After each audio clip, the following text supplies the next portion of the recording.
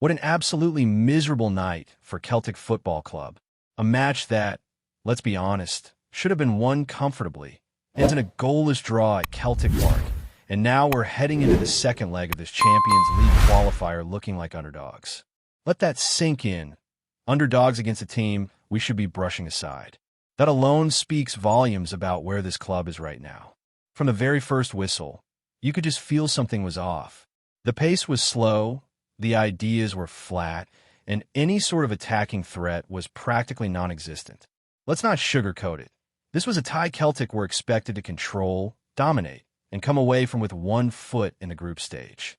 Instead, we're sat here questioning everything, from the starting 11 to the substitutions to the state of the squad, and above all else, the decisions made by those running the club. And you know what? It's not just the players on the pitch that are under scrutiny. The board, the recruitment team, everyone involved in shaping this season's squad has serious questions to answer. You look at the bench we had last night, and it honestly wouldn't look out of place in a reserve match. But let's start with the football. First half, completely flat. No urgency, no intensity, no creativity. We didn't even look like a team that wanted to win a Champions League tie. It was as if we were just going through the motions.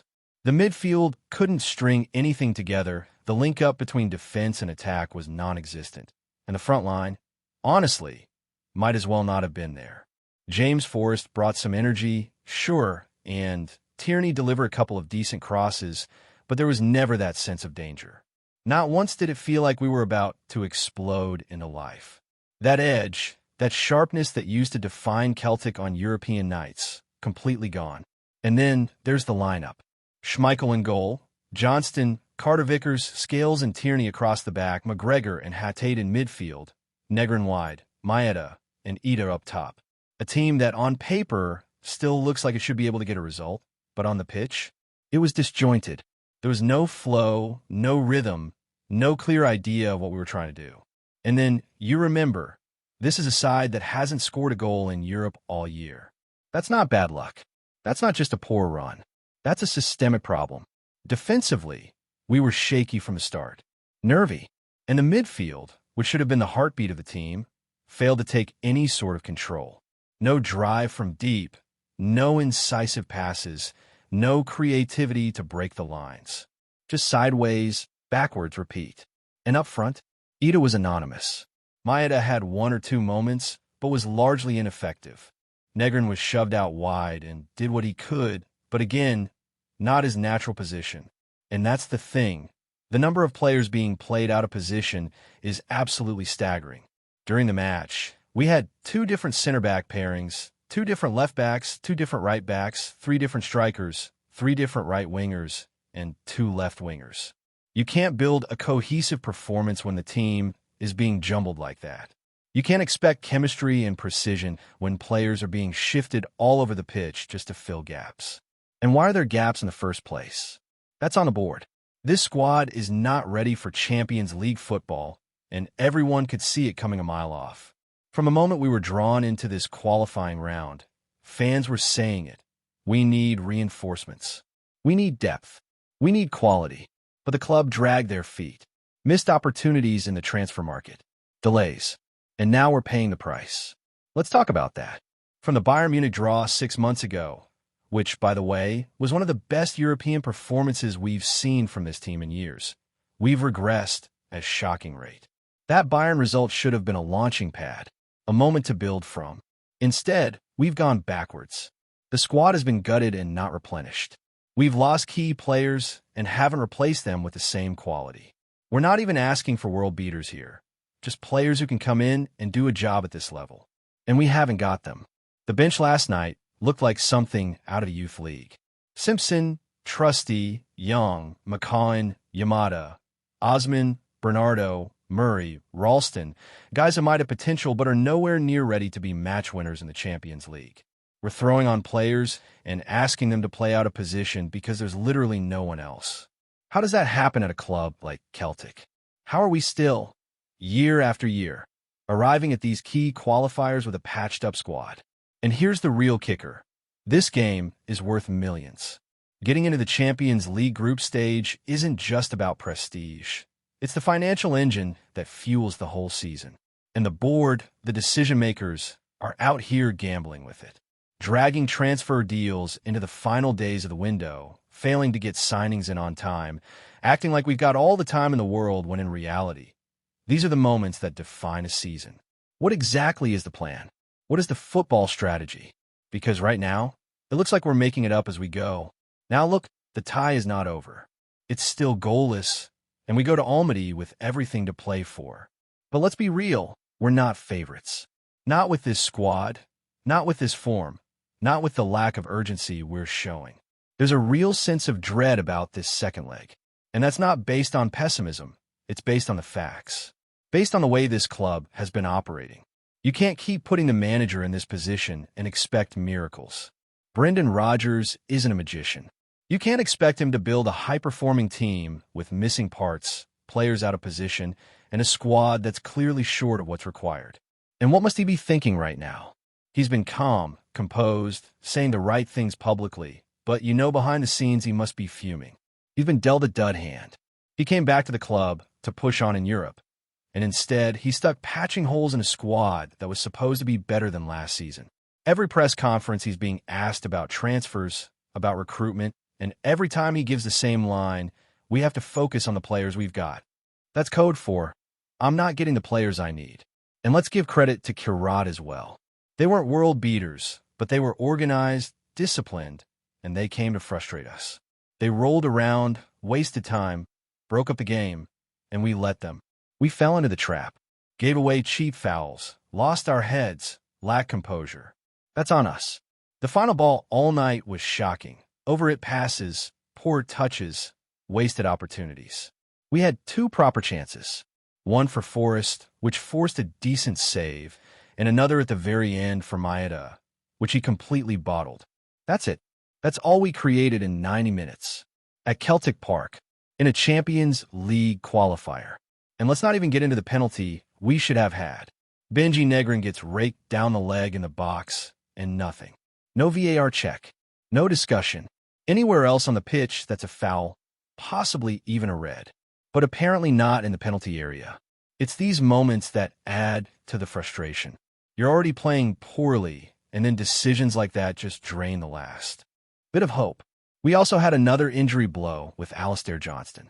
Looked like a hamstring, and judging by how he pulled up, that's weeks, maybe months out. And we're just supposed to get on with it. Shift the team around again. Move players into unfamiliar roles. Hope for the best. It's like a never-ending cycle. We just never seem to be properly set up for these moments. We're scrambling, improvising, and it always comes back to bite us. There's a phrase we've heard over and over. Celtic don't build from a position of strength. And that's exactly what we're seeing again. After Bayern, we had momentum. We had a platform. And instead of strengthening, we've weakened. Instead of planning, we've reacted.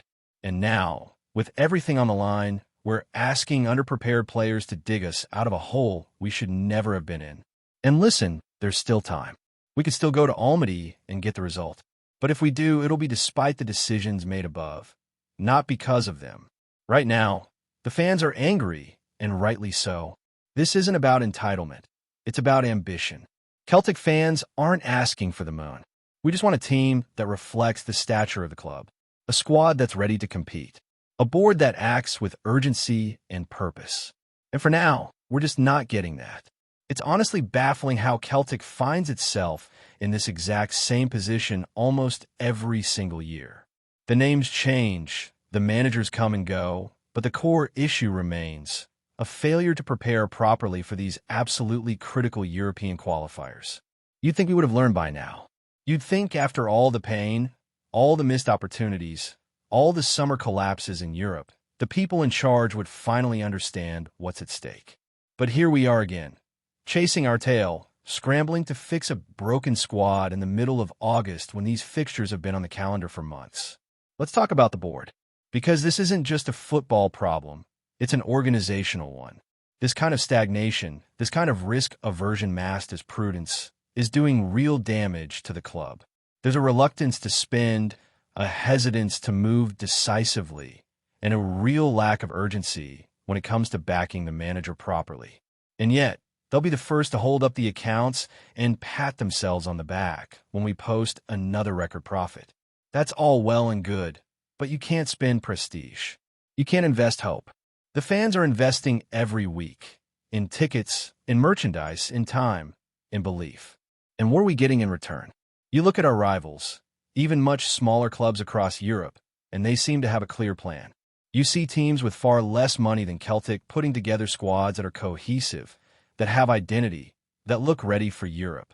Clubs like Bodo Glimt, who have no right, on budget alone, to be wiping the floor with opponents in Europe, but they do it because there's a structure behind them. There's vision. Everyone is pulling in the same direction. Meanwhile, we're watching Celtic go into a Champions League playoff tie with half a squad, playing musical chairs with the positions, and pretending like this is just bad luck. It's not bad luck. It's bad planning. And it's been going on for far too long. If you go all the way back to the Bayern Munich result earlier this year, a high watermark for this team, we've regressed since then. We haven't built on it. We haven't capitalized. We've let key players walk out the door without replacing them properly. You lose a guy like Kyogo and don't even bring in someone who can replicate his output. That's criminal for a club at our level. You let Hoda go, and there's no plan to cover that loss. Not even a short-term loan. And now we're relying on guys like Ida, who clearly isn't ready, and Maeda, who's completely off the boil, to lead the line in the most important tie of our season. And you know what makes it worse? We all saw this coming. This wasn't a surprise. You don't need to be an analyst or an expert to see that this squad was lacking. The fans have been screaming for signings since the end of last season. Everyone knew we needed another forward, another creative midfielder, depth at fullback, and yet we didn't get the job done in time. There's talk now of Misha Anala coming in after the deadline for this tie. How is that acceptable? What's the point of making that signing now when the damage may already be done? That's not ambition. That's putting a plaster on a wound that's already infected. And the substitutions during the match told their own story. We're shuffling players all over the park, not because Rodgers wants to try something new, but because he literally has no one else to turn to. Maeda starts on the wing and ends up through the middle. Negrin, a central player, ends up playing out wide. Scales, a center back, finishes at left back. We had 3 different strikers on the pitch at different times, none of whom looked even remotely close to scoring. That's not a tactical master plan. That's pure desperation. It's plugging holes. It's hoping something sticks. And again, it's not on Rodgers. He's been put in an impossible situation. And for all the talk of unity and everyone pulling together, the reality is that there's a growing disconnect between the fans and the board. Supporters aren't stupid. They can see what's going on. They can see that this squad isn't good enough for the level we're aiming for. And when Brendan Rodgers comes out after the match and says, essentially, we have to make do with what we've got, that's as clear a message as you're going to get.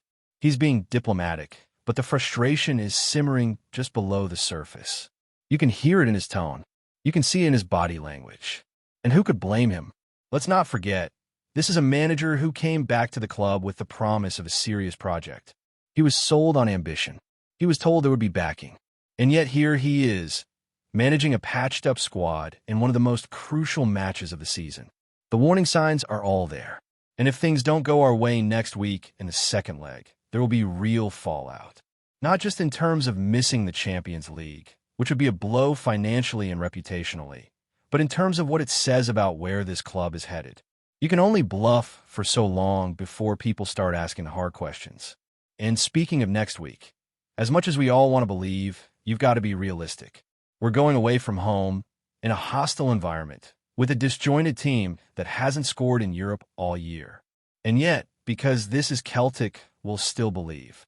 There's still a part of us that thinks maybe, just maybe, we can pull it off. That maybe Forrest finds a moment of magic, or McGregor runs the midfield like he used to, or Hatate pulls out something special. But it shouldn't come down to hope and prayers. It should come down to quality, to preparation. And right now, we don't look prepared. And there's the deeper frustration, because we should be. We're Celtic. We got the resources, we've got the fan base, we've got the infrastructure. We should be miles ahead of teams like Karat. We should be taking care of these ties professionally and confidently. And instead, we're We're scrapping for scraps. We're putting together makeshift 11s. We're asking improving kids to step up and carry the weight of Champions League qualification. It's not fair on them. It's not fair on the manager. And it's not fair on the fans. You look at the changes from the Bayern Munich tie to now, and it's laughable. Kuhn's gone, not replaced. Kyogo, not replaced. Hoda, still out injured, no replacement brought in. The left-back situation is a mess, with Tierney not yet fully fit and Scales forced to cover. And then you've got the injuries piling up, like Alistair Johnston, who's now probably out for weeks. It's chaos, and we're being told to keep the faith. You've got Callum McGregor, who gives everything for this club, out here being asked to do press and calm the situation. That's not his job. His job is to lead on the pitch. The board should be the one stepping up and explaining why we're in this position. But no, they're nowhere to be seen. Silence. Always silence when it matters most. And yet it's the players, the coaches, and the fans who have to deal with the consequences. And still, we sit here, hoping that somehow it'll come together next week. That we'll scrape through, that we'll find some of that old European magic. And maybe we will. Maybe this team surprises us. Maybe Brendan pulls something out of the hat. But that wouldn't be a vindication of the club's approach. It would be a miracle. And miracles aren't a strategy. If we want to compete consistently, if we want to build something real, something lasting, we need a new approach. One that starts with proper planning, early recruitment, and genuine backing of the manager.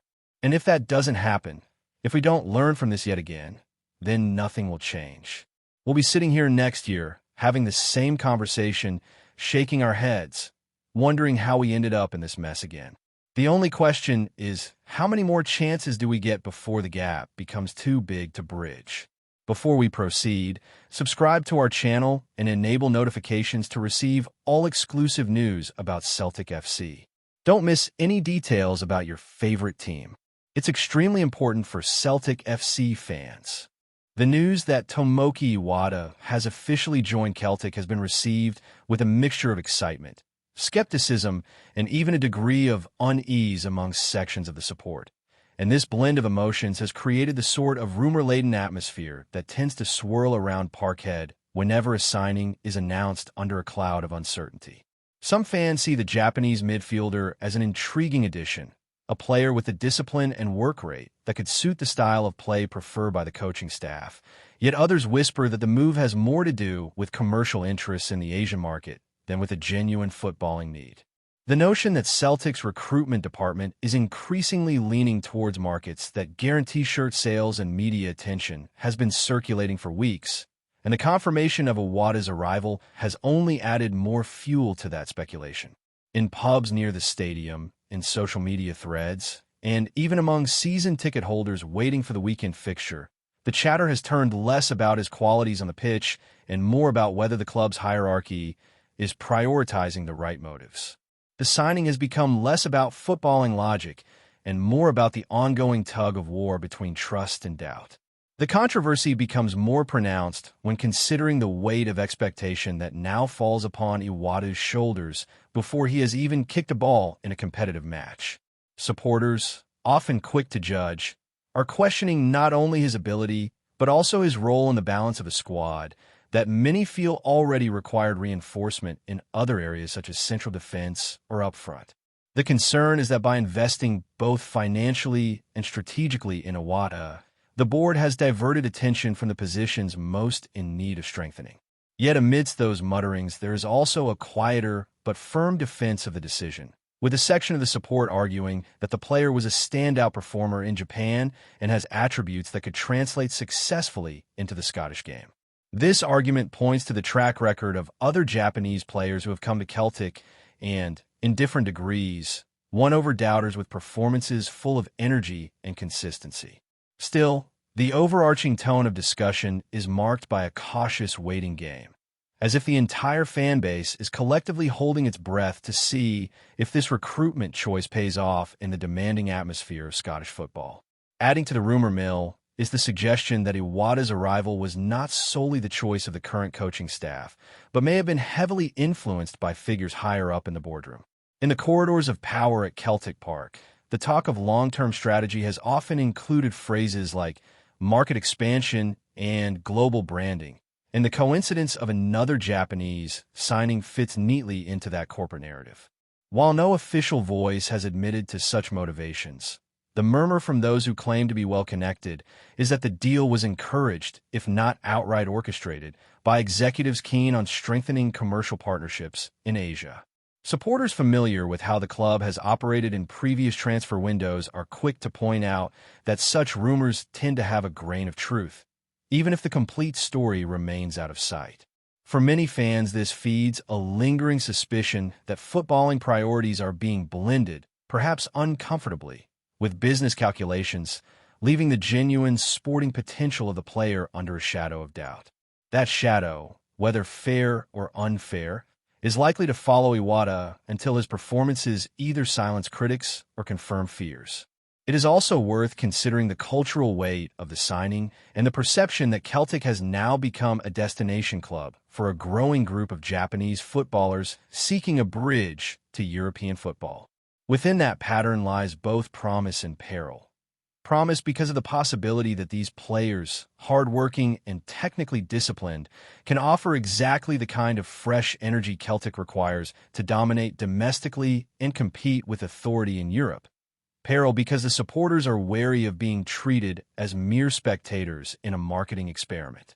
The whispers on the terraces already suggest that if Iwata flourishes, he will not only be praised as a clever piece of scouting, but also as evidence that the commercial and the footballing aims can coexist productively. Conversely, should he falter, critics will insist that the club has gambled with its competitive edge in order to sell jerseys overseas. This delicate balance between hope and cynicism shapes the entire narrative around his transfer, and it is within this atmosphere that Iwata must attempt to carve his own legacy, aware that every misplaced pass or hesitant display may be interpreted through a broader lens of doubt rather than just individual form. The final strand of this unfolding tale is the sense of drama it has injected into an already restless fan culture, one that has long thrived on gossip, suspicion, and speculation. Celtic supporters are no strangers to heated debate, and the Iwata signing has provided the perfect focal point for disagreements that reach beyond football and into identity, strategy, and ambition. In Glasgow, where rumors travel as fast as goals scored, the chatter is constant. Some envision him becoming a cult hero whose industry and quiet determination win over the faithful, while others suspect he may be remembered only as a symbol of boardroom maneuvering. The fact that such diverging opinions can coexist so fiercely is proof of how deeply the club matters to its supporters and how every signing, especially a polarizing one, carries implications that ripple far beyond the pitch. For now, the speculation continues, as every training report, every photograph, and every snippet of information about Iwata's integration into the squad is seized upon and dissected. The noise surrounding his name ensures that his Celtic story begins not in calm anticipation, but in the stormy theater of rumor, leaving the outcome intriguingly uncertain. Hello, fan. Don't forget to like and subscribe to the channel, as it means a lot to Celtic FC. Also, share your opinion about the news in the comments below. See you in the next video.